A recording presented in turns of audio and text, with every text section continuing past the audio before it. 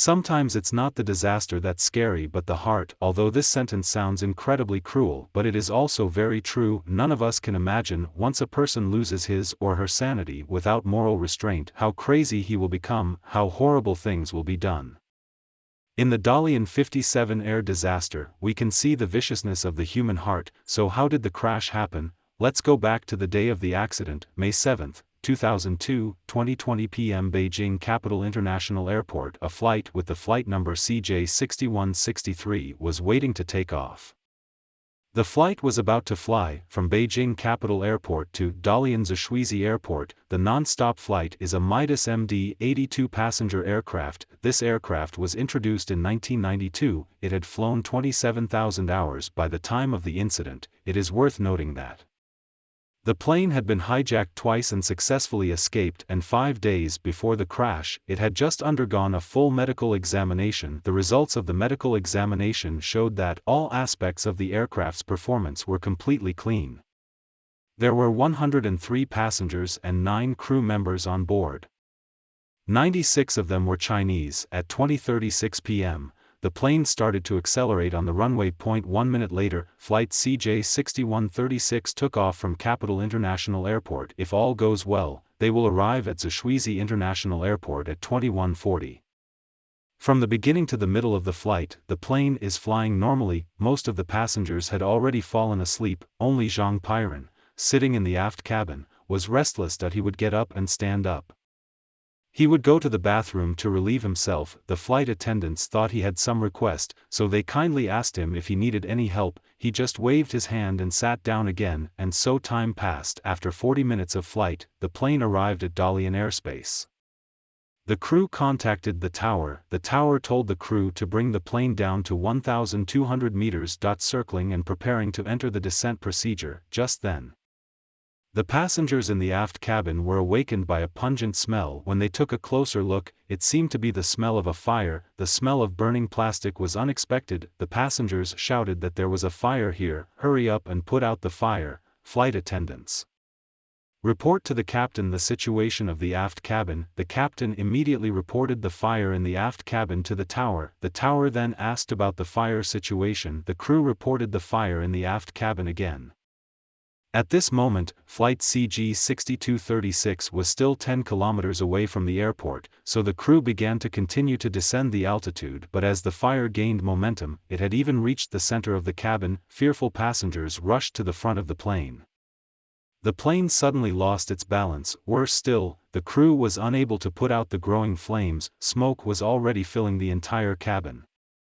Some of the passengers had begun to have difficulty breathing. Some passengers were frantically tapping on the cabin door, seemingly trying to get the captain to land. Meanwhile, the captain and co-pilot in the cockpit could smell the smell. There was also the smell of gasoline. And all the captain could do was to concentrate on the control of the plane. 21:23, the tail of the plane was already trailing a long line of black smoke. At this point, we still had a few minutes to go before the airport. Based on years of experience, the captain decided that the plane's fuel was not leaking. This is the smell of ordinary gasoline. In order to minimize the danger, we can't fly to the airport. The flight crew did not land at Zhoushuizi Airport as soon as possible. Instead, they started circling over Bohai Bay. The plane circled around the Dalian Sea, circled around the sky.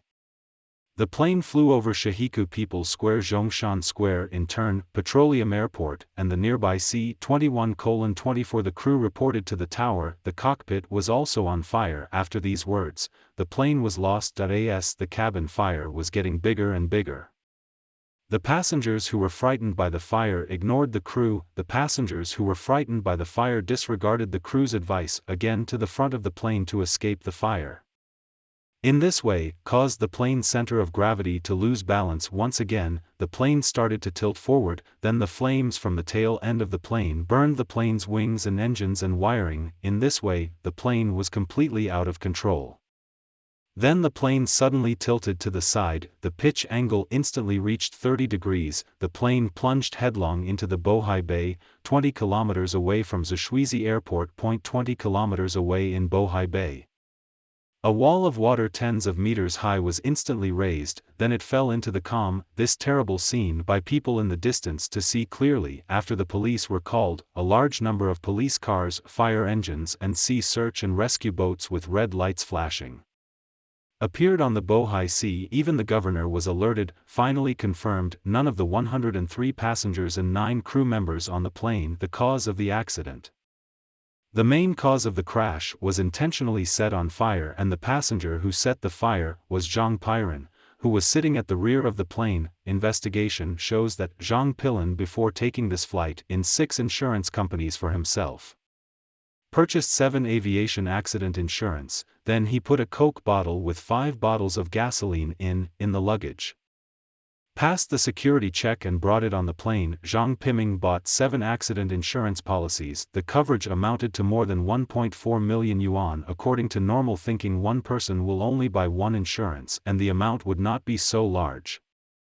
Zhang Piming bought so much. There is a clear tendency to fraudulent insurance. After investigation, Zhang Piming had debts of 30,000 yuan because of business, also borrowed nearly 1 million loan sharks. This is not enough to pay off his mortgage and car loan. Later the 6 insurance companies issued a joint statement, refused to pay Zhang Piren's family 1.4 million in accident compensation.